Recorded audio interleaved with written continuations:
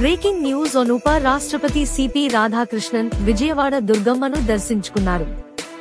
మంత్రి కొలుసు పార్థసారథి, పాలక మండలి చైర్మన్ రాధాకృష్ణ తదితరులు ఉప రాష్ట్రపతి దంపతులకు స్వాగతం పలికి దర్శన ఏర్పాట్లు చేశారు. అనంతరం దుర్గమ్మను దర్శించుకుని ప్రత్యేక పూజలు చేశారు.